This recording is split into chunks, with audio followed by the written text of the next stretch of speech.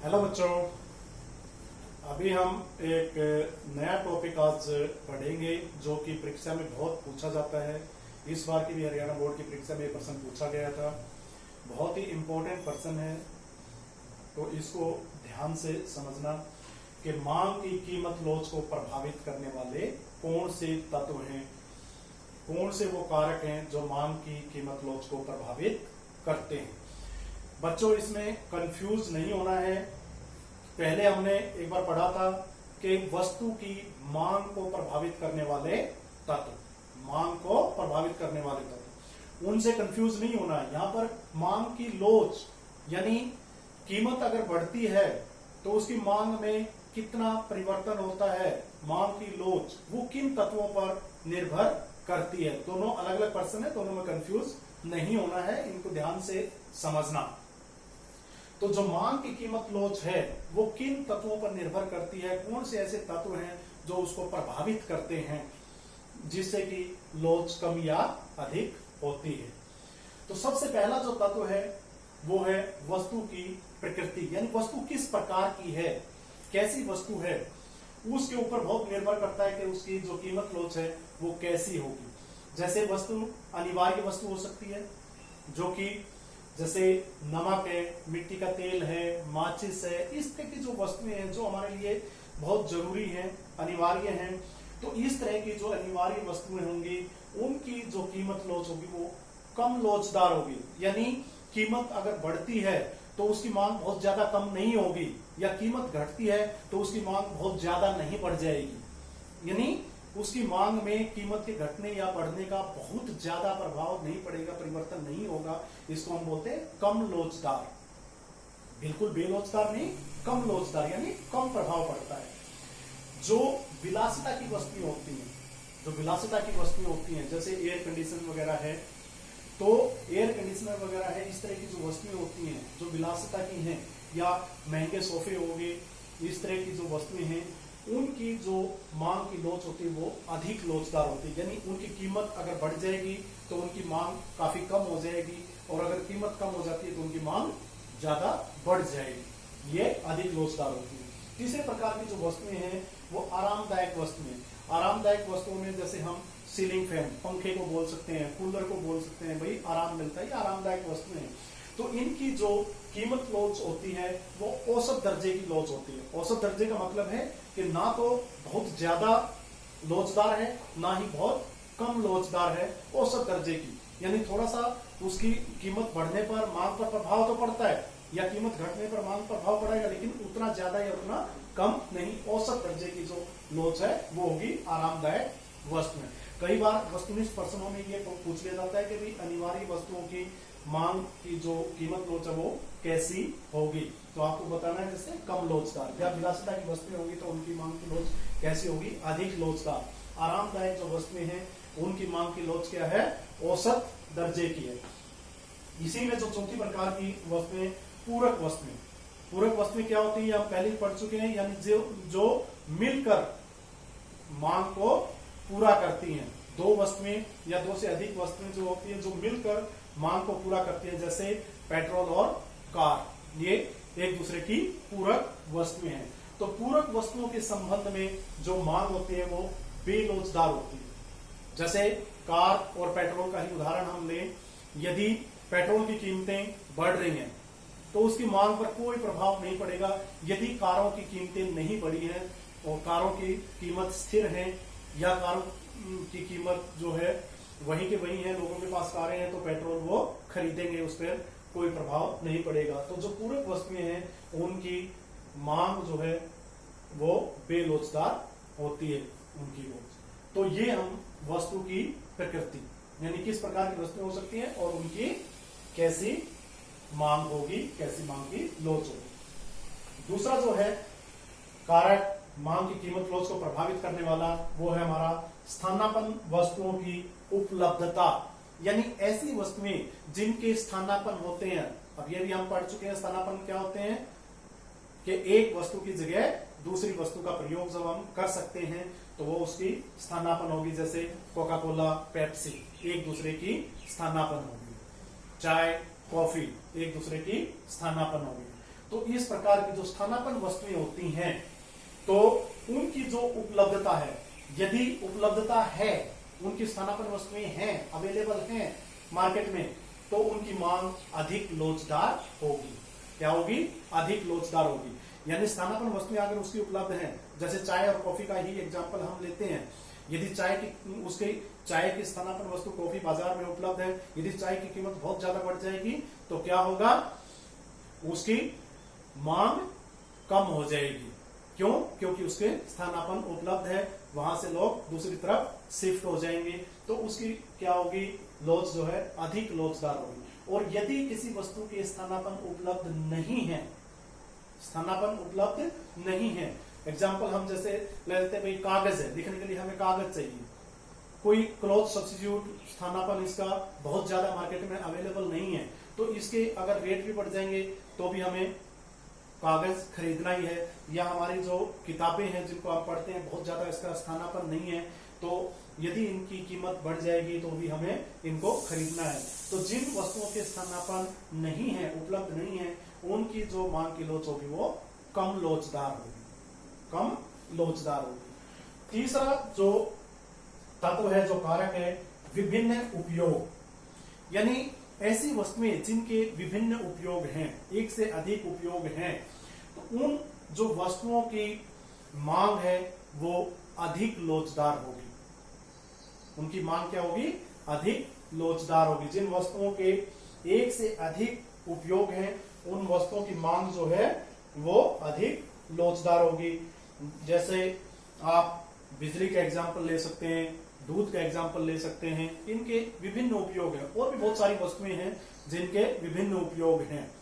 तो यदि इनकी कीमत बढ़ जाती है तो हम जो बहुत ही जरूरी उपयोग हैं वहां पर ही इनका प्रयोग करेंगे, तो इनकी मांग जो है वो कम हो जाएगी। और यदि इनकी कीमत कम होती है तो इनकी मांग काफी बढ़ जाती है। यानी विभिन्न उपयोग वाली जो वस्तुएं होंगी, उनकी जो मांग की लोच है वो अधिक लोचदार होगी। चौथा जो कारक है वो है उपभोग का स्थगन। उपभोग का स्थगन क्या है? कि ऐसी वस्तुएं जिनके उपभोग को हम भविष्य के लिए स्थगित कर सकते हैं, टाल सकते हैं, कि भाई चलो अब ये वस्तु जो है महंगी हो रही है, अब कुछ दिन के लिए हम इसको उपभोग में नहीं लाते। एग्जाम्पल ईंटों का, मकान बनाने के लिए जो ईंटों का प्रयोग करते हैं, तो सीमेंट है, इनका उपभोग हम स्थगित कर सकते हैं। मान लिया अभी महंगी होगी, अभी हम मकान नहीं बना रहे भाई, जब सस्ती होंगी उस समय बना लेंगे, तो उपभोग का स्थगन किया जा सकता है इस प्रकार की वस्तुओं का। तो इस प्रकार की जो वस्तुएं जिनका उपभोग का स्थगन किया जा सकता है, तो उनकी जो लोच है, कीमत लोच है, वो अधिक लोचदार होगी। और ऐसी वस्तुएं जिनका उपभोग का स्थगन नहीं किया जा सकता, उन वस्तुओं की जो कीमत लोच है वो अपेक्षाकृत कम लोचदार होगी, अपेक्षाकृत कम लोचदार होगी। जो पांचवा कारक है उपभोक्ता की आय। उपभोक्ता की जो आय है वो भी मांग की जो कीमत लोच है उसको बहुत प्रभावित करती है। अब जो अधिक आय वाले लोग हैं, जिनकी आय बहुत अधिक है, या जिनकी आय बहुत ही कम है, जो गरीब तबके के लोग हैं, ये दोनों ही प्रकार के जो लोग हैं, उनके द्वारा प्रयोग की गई वस्तुएं, जो की जाने वाली वस्तुएं, बहुत अधिक जिनकी आय है और बहुत ही कम जिनकी आय है, तो वो जैसी वस्तुओं का प्रयोग करते हैं या जिन वस्तुओं का प्रयोग करते हैं, उनकी जो लोच है वो बेलोचदार होगी। क्या होगी? अपेक्षाकृत बेलोचदार होगी। यानी कीमत के बढ़ने का उन पर कोई बहुत ज्यादा प्रभाव नहीं पड़ेगा। पैसे वालों को कोई फर्क नहीं पड़ता, कितना भी महंगा हो जाए फिर भी वो खरीदेंगे, क्योंकि उनकी आय बहुत ज्यादा है, उनको बहुत ज्यादा फर्क नहीं पड़ता, उनकी मांग में कोई प्रभाव नहीं पड़ेगा ऐसी वस्तुओं की कि जो वस्तुएं उनके द्वारा खरीदी जाती हैं। या जिनकी आय बहुत ही कम है, वो पहले से ही बेचारे अपना लिमिटेड ले रहे हैं, बिल्कुल हैंड टू माउथ है, वो ऐसी वस्तुओं का ही प्रयोग करते हैं, ऐसी वस्तुएं ही खरीदते हैं जो उनके लिए नितांत आवश्यक है जीवन के लिए, तो उनके ऊपर भी कोई बहुत ज्यादा फर्क नहीं पड़ता है। केवल जो मध्यम वर्गीय परिवार है, जिनकी आय बीच में है, सीमित आय है, इस प्रकार के जो उपभोक्ता हैं, उनके द्वारा जो वस्तुएं खरीदी जाती हैं, उनकी जो लोच है, कीमत लोच है, ऐसी वस्तुओं की उनकी लोचदार होती है, अधिक लोचदार होती है। छठा जो पॉइंट है हमारा, जो तत्व है, वो है उपभोक्ता की आदत।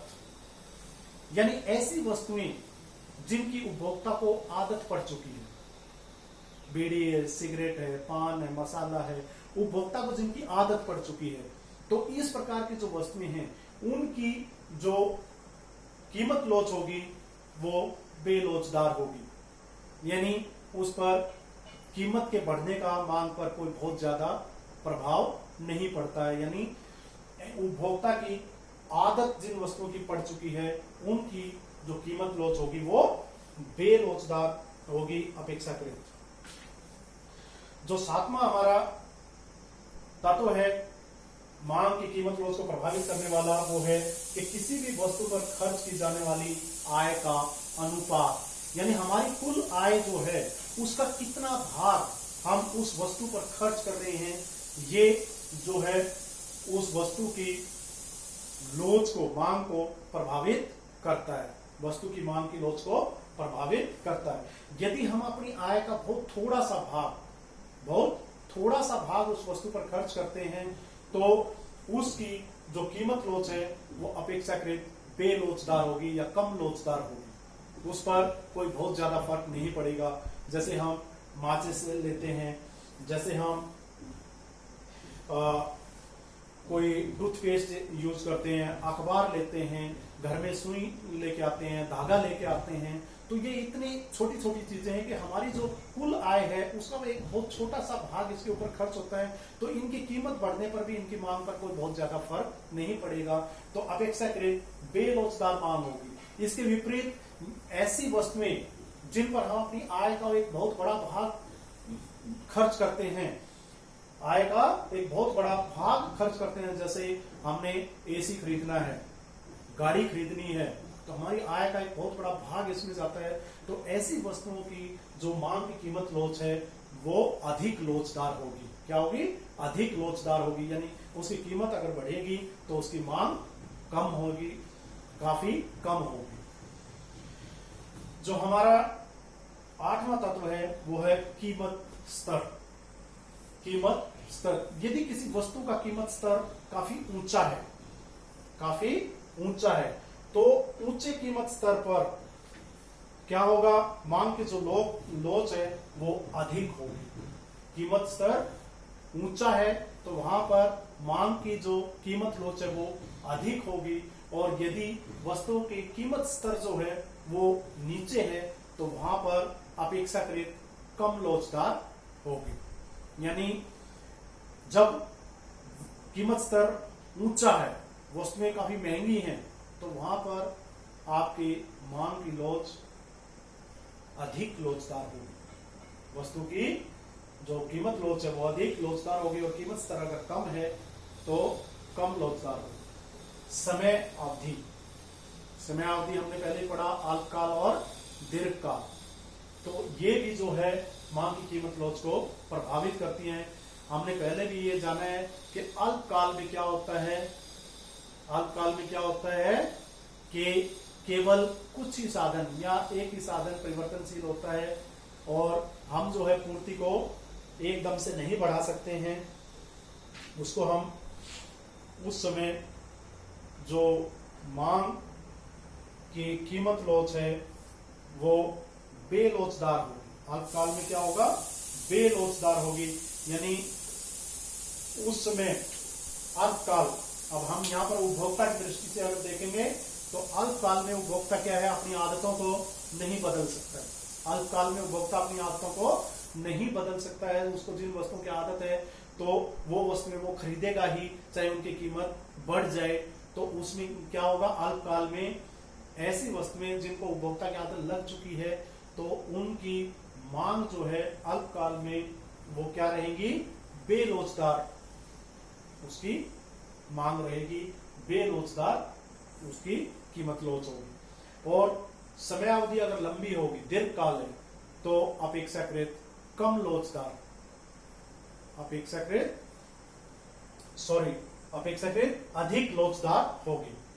अल्पकाल में बेलोचदार और दीर्घकाल में अधिक लोचदार होगी, क्योंकि दीर्घकाल समय की लंबी अवधि है, उपभोक्ता अपनी आदतों में परिवर्तन कर सकता है, तो उससे वस्तुओं की मांग अधिक लोचदार होगी। तो ये जो है हमारे 9 तत्व हैं जो किसी भी वस्तु की कीमत लोच को प्रभावित करते हैं। ये आपको सब समझ में आ गए होंगे। इसमें जो बहुत ही ज्यादा ये प्रश्न इसमें पूछा जाता है, वस्तुनिष्ठ प्रश्नों में भी आ जाते हैं, और जो आपके 4 मार्क्स के प्रश्न आते हैं या 6 मार्क्स के प्रश्न आते हैं, उसमें भी ये प्रश्न काफी पूछा जाता है। तो इसको बड़े ध्यान से आप समझना और इनको नोट करना।